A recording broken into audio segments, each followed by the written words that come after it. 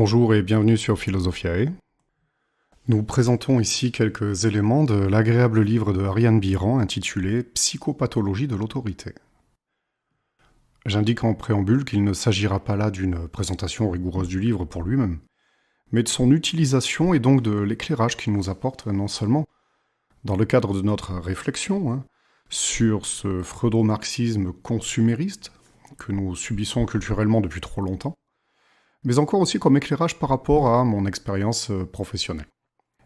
Ayant indiqué ailleurs que, censément, cette culture, depuis le livre d'Adorno sur la personnalité autoritaire, un livre important, et pour objet une ingénierie psychosociale et l'idée de déconstruction de la personnalité autoritaire, il nous faut bien en savoir un peu plus sur la façon qu'ont les psychologues d'appréhender l'objet autorité justement. J'ajoute que c'est cette déconstruction que j'ai expérimentée en tant qu'enseignant, mais aussi en moi-même.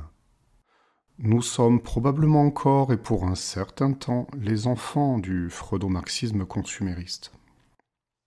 Encore, ne pouvons-nous pas penser que la psychopathologie de l'autorité soit un trait évident de notre culture contemporaine ?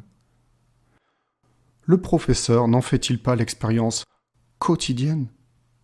N'est-il pas évident que la personnalité de base occidentale est de type freudo-marxiste, narcissico-hédoniste et régressive ?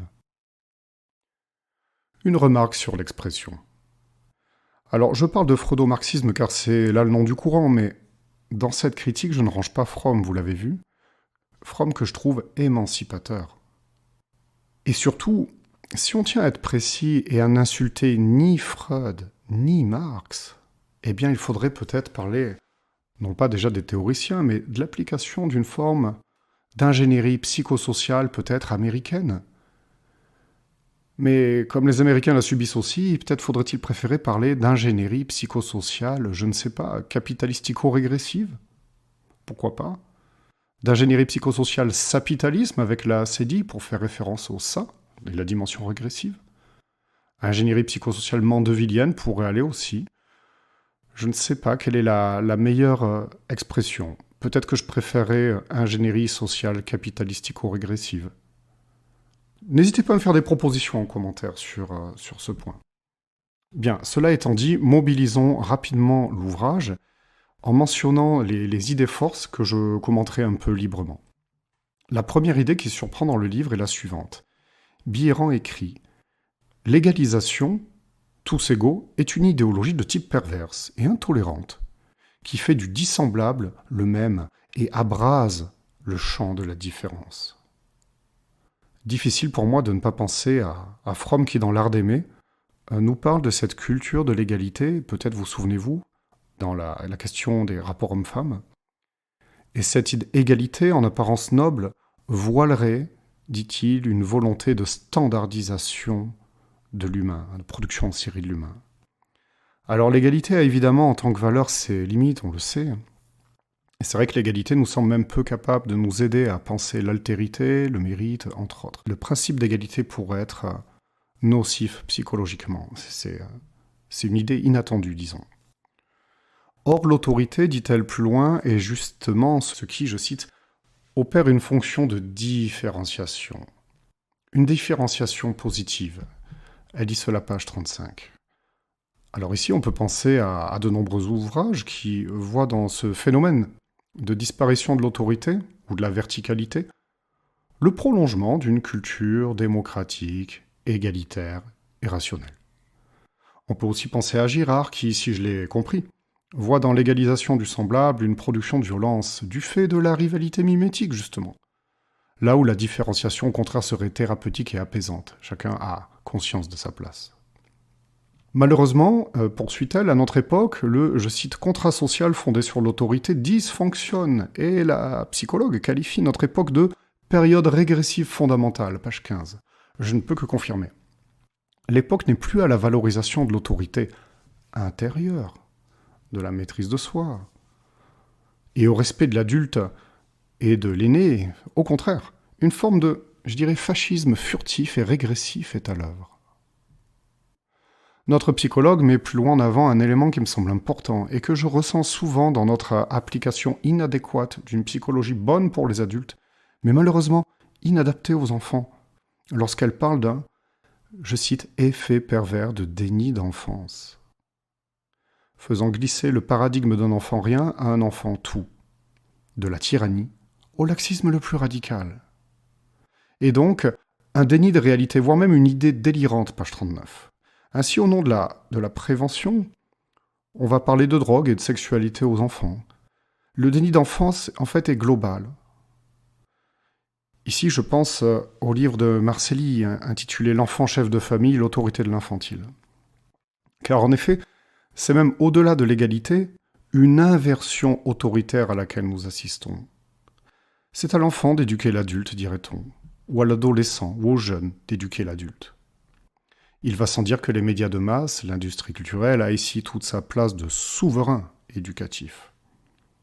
Je pense au livre La dialectique de la raison, mais aussi à McLuhan, sur lesquels je me suis exprimé, mais même à Platon, très attentif aux histoires que pouvaient raconter les nourrices aux enfants, aux effets pervers des mythes grecs, qui donnaient une bien mauvaise image des dieux. Et oui, Platon est aussi un philosophe de la politique, de la cité idéale, et donc un éducateur attentif à l'éducation des jeunes enfants. Et anachroniquement, pourrait-on dire, aux objets d'identification, évidemment. Il est encore possible de voir, dit-elle, dans l'abandon des contraintes posées à l'enfant dans l'apprentissage, l'une des raisons principales de la chute du niveau scolaire en France, page 29. Donc il y aurait bien une causalité culturelle, psychoculturelle, à l'état des choses. Or, quand des théories éducatives sont toxiques, quand nous rencontrons des théories éducatives toxiques, en général on change de théorie. Et où en sommes-nous? Je me demande bien ce qu'en pensent les plus savants.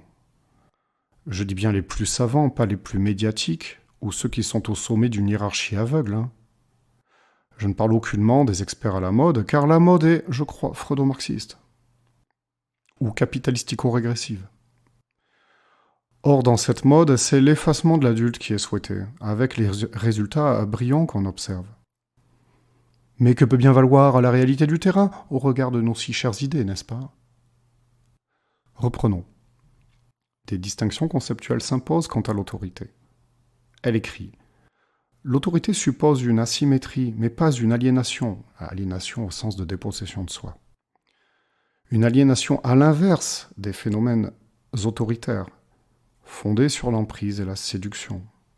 Et que si l'enfant n'a pas besoin d'autoritarisme, il a cruellement besoin d'autorité et de modèles auxquels s'identifier. On le comprend. L'égalité entre adultes s'entend, mais entre enfants et adultes, cette égalité peut être catastrophique car on ne transmet plus de modèle. On refuse d'être objet d'identification quelque part. Ainsi, l'enfant est encore plus désorienté face à des objets d'identification qui ou bien ne s'estiment plus dignes de l'être, ou bien sont ringardisés culturellement et économiquement. Et symboliquement au passage. Je pense aux professeurs, j'ai toujours apprécié le traitement médiatique des grèves des enseignants et on voyait souvent apparaître la grogne enseignante. Et oui, on grogne comme des chiens. Mais c'est vrai que nous sommes un peu les clébards de l'institution, et invités à la soumission la plus totale. Un fonctionnaire, ça doit fonctionner. Et si nos dirigeants veulent dysfonctionner, le fonctionnaire doit fonctionner pour que ça dysfonctionne comme attendu. Bienveillance constante envers l'infantile, culpabilisation constante des professeurs, injonction contradictoire fondamentale, tu dirigeras sans pouvoir et sans liberté. Le fait de mettre au centre l'élève, et surtout, je crois, une invisibilisation de l'adulte, du père, de l'interdit, peut-être même du surmoi. Dans le sous-chapitre sur le laxisme, Biran s'exprime en ces termes. L'éducation de type laxiste ne distingue souvent pas les rôles, place et fonctions, entretient la confusion, en laissant croire à l'enfant qu'il n'est pas un enfant. C'est-à-dire que son monde pulsionnel ne doit pas être canalisé grâce à l'intériorisation de règles. L'enfant n'a pas seulement besoin d'amour, comme réponse à ses besoins primaires et affectifs.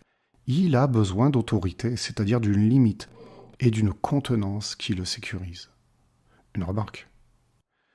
Si on rappelle cette évidence, c'est justement parce qu'elle n'est plus une évidence. Aujourd'hui, l'évidence qui règne, c'est cette idée délirante selon laquelle l'autorité, c'est fasciste. Mais on l'a vu, ce n'est pas une pensée gratuite ou un slogan léger. Cela recouvre entre autres les études sur la personnalité autoritaire de 1950. Cette évidence de la nécessité de limites fermes de contenance pour les psychologues ne me semble pas avoir franchi la barrière de l'entendement institutionnel de l'éducation nationale, qui pense que tout pourrait relever seulement de la pédagogie créative. La pédagogie est censée pouvoir compenser toute forme d'autorité ou de contrainte, tout rapport de force. On la retrouve encore ici, je pense, cette fausse gauche du vrai capital, régressif justement. Biran poursuit. L'autorité parentale conserve l'attribut essentiel de l'autorité, dont la finalité est que le sujet auquel s'adresse l'autorité finisse par s'autonomiser et transcender celui qui l'autorise. La psychanalyse évoque ces enfants élevés uniquement à l'affection, sans contrainte ni discipline, qui souffrent dès lors de ne pas savoir s'intégrer à l'école et deviennent violents, car encore dominés par leurs pulsions et noyés dans une tendresse maternelle envahissante, dont ils ne parviennent pas à s'extraire pour grandir. On pense ici à l'idée kantienne du traité de pédagogie dont j'avais parlé, avec cette idée d'éducation maternante et opposée à une éducation paternante au sens symbolique. Et si l'auteur insiste ici sur la carence d'éducation paternante, je fais remarquer qu'il va de soi que la première ne saurait aucunement être négligée, mais ne doit pas s'installer trop durablement, toujours le timing, afin de permettre justement un développement optimal de l'enfant vers l'autonomie. En d'autres termes, sauf erreur de ma part, on pourrait dire que A. Bowlby doit succéder Freud, que les deux sont absolument nécessaires, il n'y a pas à choisir, mais que l'un doit succéder à l'autre. Donc si vous faites de l'éducation non violente, par exemple, imaginons, centrée sur la douceur, la qualité de l'attachement, et que votre enfant devient violent à un certain temps, posez-vous la question des carences en autorité, et réévaluez peut-être la fonction de l'autorité, des limites du père. Peut-être alors, c'est justement l'expression qu'il est temps de passer de Bowlby à Freud, de l'attachement à la frustration et au principe de réalité. Notre psychologue poursuit, toujours ce même passage, page 59-60. Les contenus de l'éducation dite anti-répressive et non violente sont en apparence emplis d'humanité et de générosité. L'hostilité à l'enfant, pense-t-elle, y est donc plus difficile à percevoir. Mais elle existe, néanmoins, bel et bien. Les limites traditionnelles de l'éducation un peu rigide, exigeant de l'enfant qu'il reste à sa place, sont substituées par des modes de séduction manipulateurs, pense-t-elle. Ici, il me semble adéquat de citer deux passages. Sous couvert de respect de l'autonomie de l'enfant, celui-ci est laissé à lui-même, confronté à l'angoisse de sa solitude devant le monde. Les pratiques actuelles de la non-directivité, pour emprunter un barbarisme supplémentaire à une pédagogie qui n'ose pas parler de démission, reviennent à laisser l'enfant à lui-même, c'est-à-dire à son désarroi devant un monde qu'il ne connaît pas et qu'il ne comprend pas. L'autre passage, c'est Lebrun qui, dans son entretien avec Charles Mellman, à un moment où il parle des sectes et du goût de l'individu esseulé pour se trouver des maîtres, un peu comme Fromm au fond finalement, eh bien, ce monsieur Lebrun souligne, je cite, que la seule autorité qu'on admette encore, c'est une autorité charismatique. On voit bien comment les enseignants, par exemple, doivent faire appel souvent à leur charisme pour pallier l'absence de l'autorité symbolique dont ils disposaient autrefois. Ils doivent séduire pour enseigner. Lebrun ajoutant d'ailleurs, et nous le suivons parfaitement, en effet, cette nouvelle économie psychique, qu'on pourrait comprendre comme la nouvelle personnalité de base, celle de l'homme libéral, comme vous l'appelez, et là il parle de M. Mellman, est congruente avec le modèle économique dominant du marché. Je trouve donc une confirmation et des alliés intellectuels chez les lacaniens, semble-t-il. Plus loin dans l'ouvrage, Ariane Bilran écrit « Le problème d'une société essentiellement régie par des processus pervers, dit-elle, et non plus par des postures d'autorité, et que les figures investies narcissiquement peuvent être pathologiques, ajoutant plus loin que force est de constater que la perversion est souvent omniprésente au quotidien, de par la diabolisation de l'autorité traditionnelle et les facilités qu'elle octroie en s'économisant le conflit avec l'enfant. Il est beaucoup plus facile de manipuler un enfant que de l'éduquer, le frustrer donc. Or, l'emprise dit-elle encore, page 160, vise le contrôle sur autrui, tandis que l'autorité vise son autonomie progressive. L'auteur termine alors son ouvrage, intéressant, en s'inquiétant de cette culture anti-autoritaire. Culture fortement susceptible de faire le lit du totalitarisme, pense-t-elle. Et là encore, cela fait écho à ce que nous dit Fromm, me semble-t-il. Et elle termine en soulignant que l'autorité, je cite, est une sortie de l'infantile, de l'immédiat, du consommable, de l'irresponsabilité, de l'absence d'effort et de l'indécision, et qu'en somme l'autorité, loin de n'être qu'un rapport de domination, comme on nous a habitués à l'entendre, eh bien cette autorité, en fait, humanise, elle donne repère et sens, autorité sur soi et donc liberté, autonomie. L'ouvrage parle aussi de beaucoup d'autres choses intéressantes, mais j'observe surtout la même inquiétude que j'ai pu ressentir en tant que professeur quant à cette culture régressive dans laquelle nous sommes invités à vivre et à essayer d'enseigner. Cela est extrêmement problématique, et c'est un signe de très mauvais augure, je pense. Vous comprendrez bien que je ne saurais me résigner à tolérer ce travail de destruction de la part peut-être de soi-disant progressistes.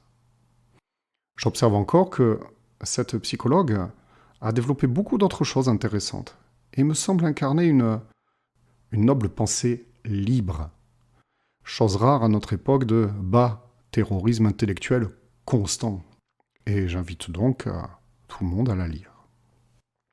En conclusion, l'une des idées forces du livre est pour moi celle du déni d'enfance, qu'on peut comprendre de manière duale, à la fois du besoin d'identification et d'autorité de l'enfant, mais aussi de l'autre côté du souci de sa préservation et de son exposition vraiment progressive et prudente et modérée au monde des adultes. Bon, le problème, c'est que nous projetons en bon démocrate égalitaire notre morale d'adulte sur les enfants, de même que les hommes projettent leur psychologie masculine sur les femmes et les femmes leur psychologie féminine sur les hommes. Bon, nous pensons peut-être un peu comme des fainéants que tout le monde est semblable, bon, c'est très humain, c'est normal, et que ce qui est bon pour nous serait bon pour l'humanité. Bon. Alors telle pourrait être une des conséquences négatives de notre obsession pour l'égalité, une égalité qui n'est censée être que juridique au final, je rappelle, au fond, et aucunement réaliste. En plus, je ne me fais guère d'illusions pour cette passion à l'égard de l'égalité. Parce que derrière nos forts sentiments de justice, ne se cache que trop souvent la seule et claire perception de notre intérêt. Égalité quand ça m'arrange, équité quand ça m'arrange, peu importe le principe. C'est l'utilité qui règne. Encore, je pense que à un pouvoir et une éducation qu'on pourrait dire fascisant-paternant et névrotique, notre culture, je crois, a substitué un pouvoir et une éducation fascisant-maternant et psychotique, vous voyez, un fascisme d'un nouveau genre. Alors malgré de nombreuses et légitimes raisons de douter, les faits prouvent que cette façon progressiste, avec tous les guillemets du monde, de faire est pleinement maltraitante, et pour les élèves, et pour les professeurs, et la société. Alors peut-être que c'est bon pour le chiffre d'affaires et la dynamique économique, on peut en discuter. Mais en ce qui nous concerne, un tel entêtement, une telle cécité volontaire, doit s'expliquer. Et c'est ici que je pose, faute de mieux, l'hypothèse de l'ingénierie psychosociale infantilisante, capitaliste et régressive, consumériste, dont nous parlons et dont l'éducation nationale doit être libérée. Alors, ce n'est pas que l'idée d'éducation démocratique et anti-autoritaire soit mauvaise en elle-même, vous voyez. Non, mais bien l'idée que dans une culture régressive comme la nôtre, avec de plus des classes à 35 élèves, la réalisation d'une telle posture démocratique est impossible. D'expérience, j'ai constaté combien, au-dessus de 25 élèves, l'investissement dans la discipline a augmenté de manière exponentielle, et que le métier d'enseignant et de pédagogue se transformait petit à petit en métier plutôt de manager, de gestion des collectifs hostiles, le tout avec très peu de moyens, sous contrainte, sinon ce serait trop facile. Car en effet, la violence consistant à exclure un élève de la classe est jugée comme étant plus grave, beaucoup plus grave, que le comportement d'élèves qui empêche le groupe de travailler. Mais quelle morale perverse, mais quelle stupidité. Mais entendons-nous bien, il ne s'agit pas d'accabler les élèves, aucunement. C'est les adultes qui sont responsables. Et les élèves, ils suivent la mode anti-autoritaire avec laquelle ils sont, comme nous, biberonnés contre leurs intérêts. Je crois même qu'ils demandent, les élèves, ce retour à l'ordre, à l'autorité, et peut-être à l'identification. Il y a, je pense, derrière cette agitation, un besoin de surmoi, un besoin dont l'institution fait en sorte d'en rendre impossible la réalisation, et par manque de moyens, et par culture. Le tout s'inscrit aussi dans un changement culturel profond. Le père, le repère, le divin sont déclarés absents, et s'ensuit peut-être une violence prévisible. Je ne suis évidemment pas pour une servitude des générations présentes au profit des anciennes. Je pense simplement, à titre d'hypothèse, que l'autorité de la verticalité doit précéder l'horizontalité de l'autonomie, et qu'elle en constitue probablement, peut-être, un passage obligatoire. Parce que si on prend la classe, la salle de classe habituelle et qu'on la prend pour un psychisme, la structure de la personnalité a subi une révolution.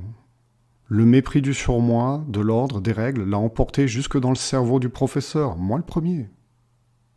Il y a une forme d'autoricide de l'adulte. Son autorité a été tuée. Et donc de la société de l'intérêt général qui a eu lieu. Et ce conformément à l'esprit de la philosophie libérale. Ne dit-elle pas en effet qu'il nous suffit de suivre notre seul intérêt afin que la prospérité générale règne ? Il y a une inversion de la morale dans le libéralisme mandevillien. Et si j'entends que le libéralisme et l'économie de marché a son efficacité sous certaines conditions, une efficacité souvent bien supérieure à celle de l'État, absolument, j'entends. Mais l'exportation de cet état d'esprit chez les enfants et dans l'éducation nationale, eh bien là, ça me semble pas très efficace. Auparavant, le professeur de philosophie, comme le psychologue, pouvait bien avoir comme objectif d'assouplir le surmoi de l'élève, de déranger sa rigidité, de lui faire appréhender d'autres normes et ainsi de libérer un peu de normes et d'un surmoi un peu rigide. Mais aujourd'hui, un tel objectif m'apparaît désuet. L'élève a besoin d'être ramené à la réalité de la vie collective, à la présence, à l'existence d'autrui. Eh oui. Sa prise en considération, au respect de l'adulte, pourquoi pas, et de la rationalité, plus que du désir, ou de la pulsion. Bref, il doit retrouver du surmoi. Une éthique de la responsabilité doit nous guider au-delà de l'idéologie. Si l'autorité externe permet la construction de l'autorité intérieure, de la maîtrise de soi, eh bien nous devons nous réconcilier contre notre biberonnage culturel commun et contre toute attente, nous réconcilier avec l'autorité, avec son exercice, au nom du bien commun et du développement psychologique des élèves que nous avons l'honneur et l'immense responsabilité d'éduquer et d'instruire. Voilà donc pourquoi je suis entré dans l'éducation nationale comme un gauchiste classique conformiste, pour en sortir finalement, en croire les catégories à la mode, comme un peu conservateur, réactionnaire. Mais il y a de quoi, car en effet, on ne me fera pas parler de progrès dans cette affaire. Nos soi-disant progressistes sont bien plutôt des pro-régressistes, vous voyez l'idée. À leurs yeux, le meilleur des pédagogues, c'est donc celui qui s'efface, qui quitte la salle. Bon, j'ai envie de leur dire, et tant qu'à faire, au final, ils quittent l'éducation nationale, pour que les élèves soient vraiment autonomes. Ça tombe bien, en plus, c'est économique.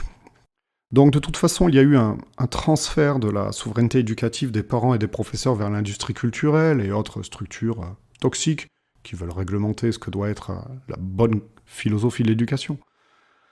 Et donc, l'erreur est humaine, mais persévérer dans l'erreur, il y a quelque chose de diabolique. N'est-il pas grand temps de sortir de la caverne ? Pour terminer, je dois faire remarquer que, n'étant pas formé en psychologie, je vous invite, pour plus d'exactitude, à toujours lire les psychologues directement, évidemment, c'est toujours mieux.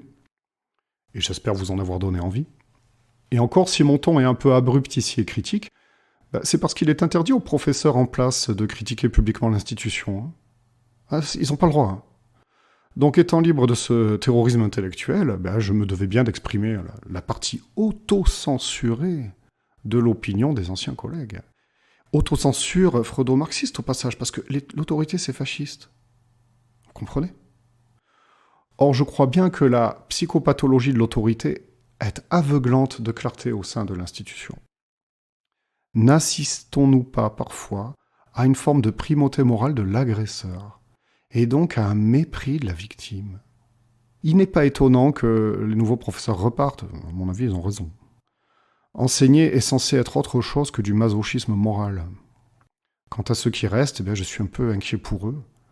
Je ne pense pas que la maltraitance s'arrête de sitôt, ou qu'il puisse y avoir autre chose que de l'écoute bienveillante, ça on sait faire, ou de la com mensongère. Parce que là où l'ingénierie freudo-marxiste passe, l'herbe ne repousse pas. C'est un poison pour l'âme humaine et les fondations de la vie en société, me semble-t-il. Là encore, le retour de la subsidiarité, avec des idées aussi originales que, tiens, faire confiance aux professeurs pour régler les problèmes qu'ils rencontrent. C'est une idée révolutionnaire. Bref, aussi encore par rapport à notre dernière vidéo, là, encore une fois, l'idée de démocratie, de retour de puissance législative du peuple, me semble constituer peut-être des éléments de solution. Parce que si les experts qui nous dirigent sont compétents, j'ai pas l'impression qu'ils mettent leurs compétences ailleurs qu'au service d'une nuisibilité générale. Et donc n'oublions pas, il ne s'agit pas là que de l'intérêt d'une classe sociale, celle des professeurs, dont je parle. Parce que nuire aux professeurs, c'est aussi par ricochet nuire aux élèves. Les deux sont ensemble. Et nuire aux élèves qui leur sont confiés, c'est nuire aussi à l'avenir de notre société. Donc voilà, ce sont des choses très importantes et je crois qu'on est en droit de nous réconcilier avec l'autorité, de réexaminer un petit peu tout ce qui se passe dans l'éducation nationale avec l'aide précieuse des psychologues. Je vous remercie, j'en ai terminé. Je vous dis à très bientôt sur Philosophiae.